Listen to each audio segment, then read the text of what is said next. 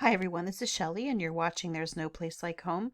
I'm back with another Question the Narrative video, and today's topic is, did the giants build it all? One of the most fascinating topic is the buildings that we see worldwide that we don't have a reasonable explanation that describes how they got here. And I've made several videos about them, and I've speculated on who or what could have built them.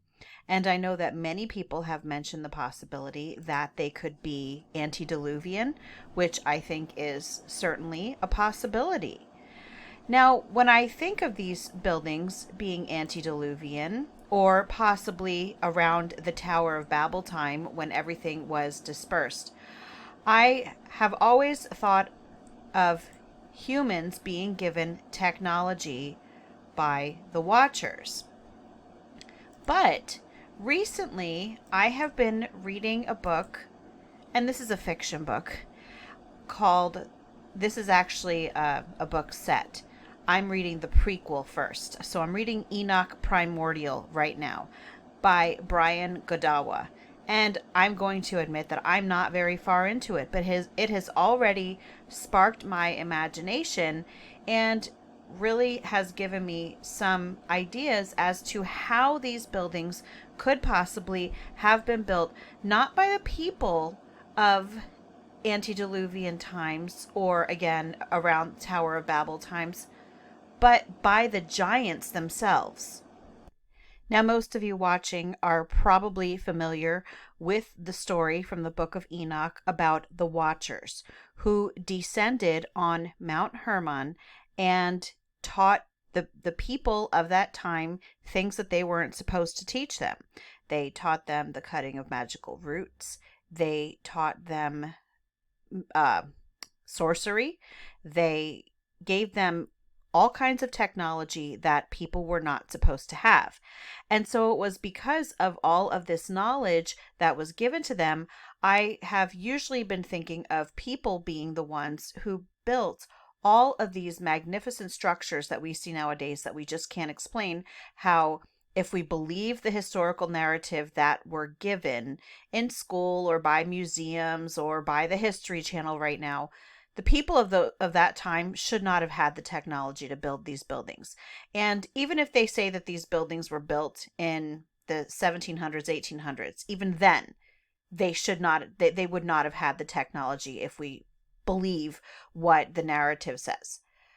But given the technology that these humans were given by these Watchers, yeah, there is a possibility that they were much more technologically advanced. However, there is also the idea that giants built these structures. So, if you're not familiar with it, a quick synopsis of the Watcher scenario is, besides giving the people this technology, this knowledge that they should not have given them, they also started, quote, marrying the women and impregnating them. And these women gave birth to what would become giants. And they were actually called the Nephilim. And the first generation of giants was colossal. And as time went on, they did get smaller and smaller, but still compared to humans, they were still giants. So I've done other videos about historical accounts of people native to certain countries who insist that giants helped them to build certain things. We hear stories of giants being the ones that actually built the pyramids in Egypt. We hear stories of giants being the ones that built, I believe it was pyramids also in South America and even in Sardinia. And it certainly would make sense because they would have the physical strength in order to build these. And on top of that, they would have that knowledge of their fathers, who were the Watchers, that had been handed down to them.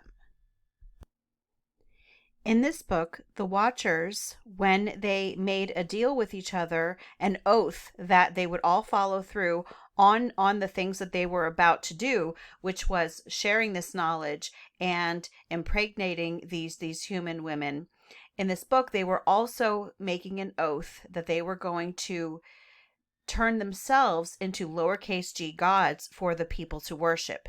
And we do know that in both antediluvian times and around the Tower of Babel, so I'll say post-diluvian. When I say post-diluvian, I mean shortly after the flood, they were worshiping these lowercase g gods. And in fact, in Deuteronomy 32:8, it says that God did give these other nations over to the lowercase g gods of the divine council. And so that's really what this story is focusing on. So these Watchers are pretending to be gods such as Enki and Enlil and Inanna. And I'm sure that some of these names sound awfully familiar to you because, yeah, he is bringing in names of actual mythological gods into this book and just saying these were actually the Watchers who were impersonating these gods to get these people to worship them rather than our Father in heaven.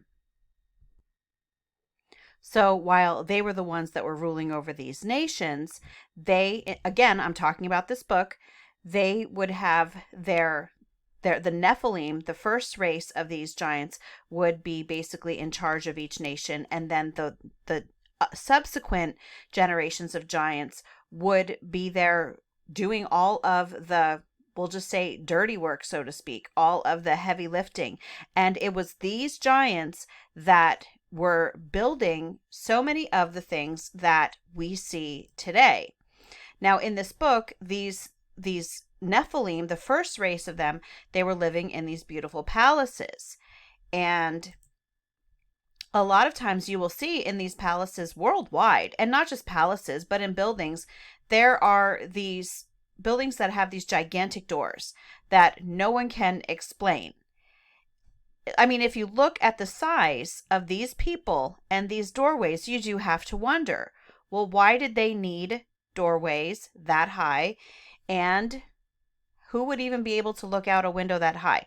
Now, again, I do see what looks to be mud flood windows down here. So the building might have been partially buried at some point. But this is something, again, and a lot of people will say, oh, well, you will only see buildings like this in countries that have been colonized by the British. And this one doesn't particularly look like a colonial style building. But that's usually what people will say to kind of explain it away, that all of these buildings have very similar features. And again, these gigantic doorways. And I have had people say, well, it's so that people could ride into the palaces while they were still on their horses. I'm sorry, but there's no horse that the rider's head is going to be this high. Yeah, that just, yeah.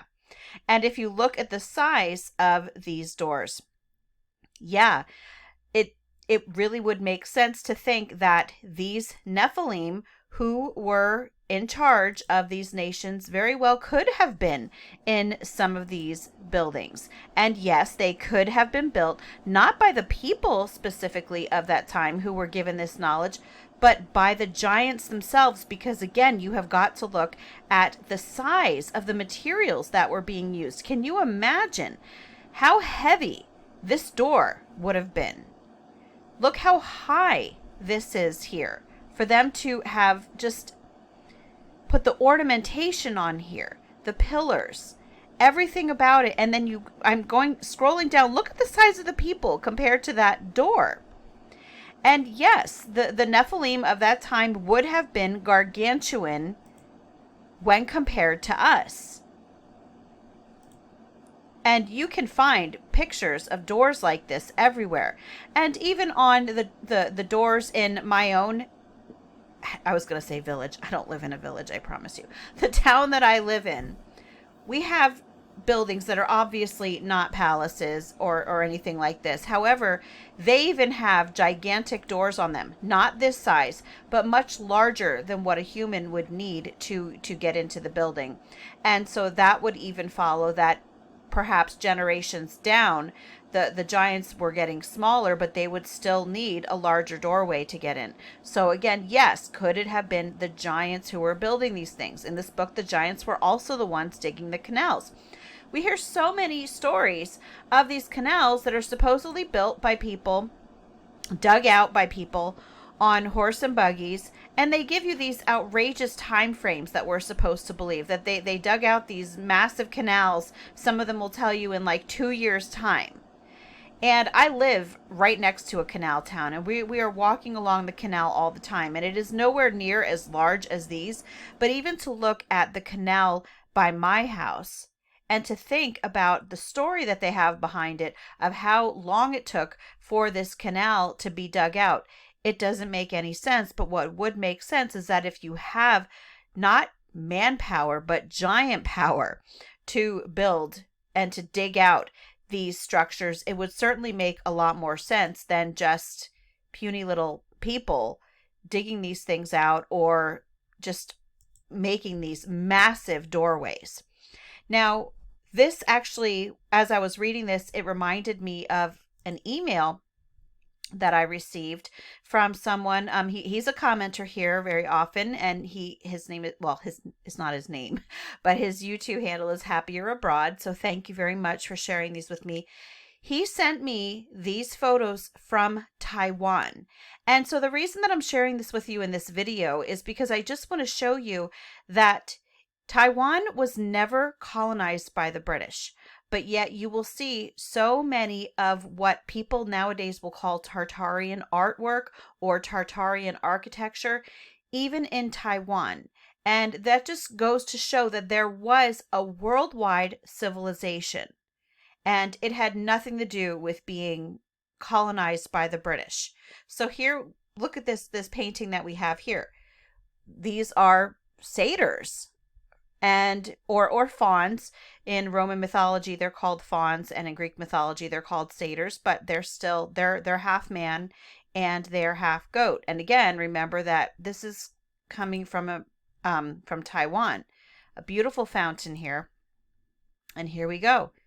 Yeah, this is Taiwan, and we could certainly call this what some people will call Tartarian architecture.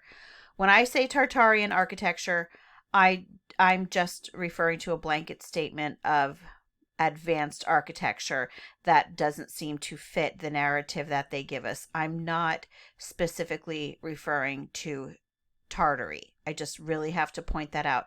But again, we see many more of these similarities. I mean, this right here looks like it would have been in ancient Greece, just from looking at this part over here.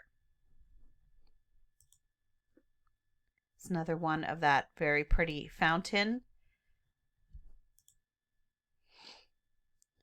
It's just talking about the golden ratio and aesthetics. So many of the dome features. We have these cupolas. We even have buildings in my town, lots of them with these cupolas.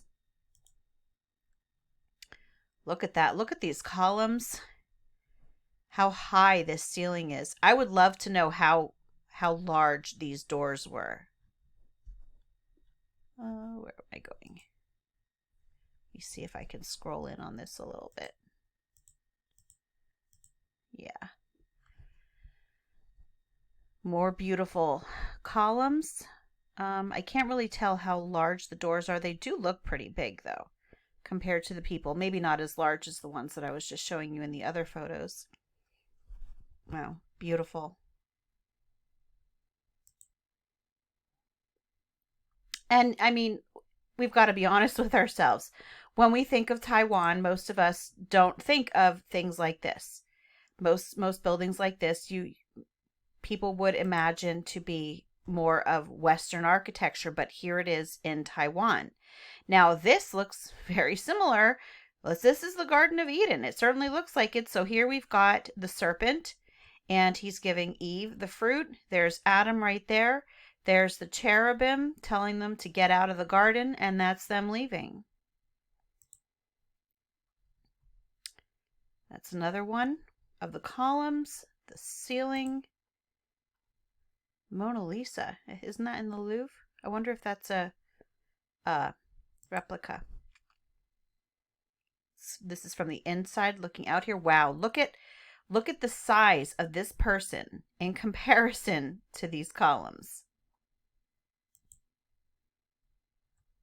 More beautiful artwork. Absolutely stunning. This is probably a replica of Leonardo da Vinci's painting The Last Supper. My children and I actually studied this year. Wow. Absolutely amazing.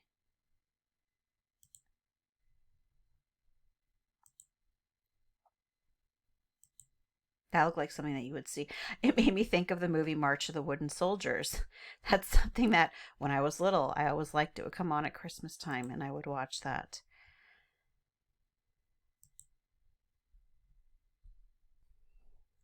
Wow.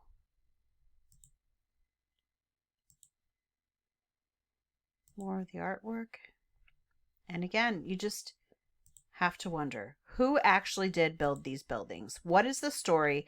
Why do so many of these features just extend worldwide, all over? There's a hidden story that we're not being told. And I've got to say I really do enjoy trying to figure it out. And I don't know that we'll ever know this side of heaven what happened, but I do have a good time trying to discern everything. But anyway, I will link that book that I told you about. Was it this one? So I will leave a link in the description box to this because it's really good. Again, I haven't gotten very far in it, but it has my imagination going. I just wanted to share all of this with you because, again, so many times I'm like, oh my gosh, it's the people were given technology by the Watchers, and that's how they were able to do it. And then this book really made it quite obvious that it could very well have been the giants that were building these structures, and it would make sense. So much more sense. I know a lot of people try to say things like, well, they probably had the ability to levitate, and that's how they were able to get so many of these large, these heavy materials up on top. I mean, and that's certainly a possibility, but it's also a possibility that when you've got a massive giant, I mean, look at him. He's just carrying that column like it's nothing. And that certainly would have been feasible as well. Who knows? Anyway, that's all that I have for you today. If you like this video, give it a thumbs up. If you haven't subscribed and would like to hear more of what I have to say, I would love if you would do that. If you have any questions or comments, you can leave one either here or over on Instagram. And if you like my work and would like to check out my YouTube membership page, I will leave a link in the description box for that, or you can just click on it right on my channel page. And I hope you have a great day.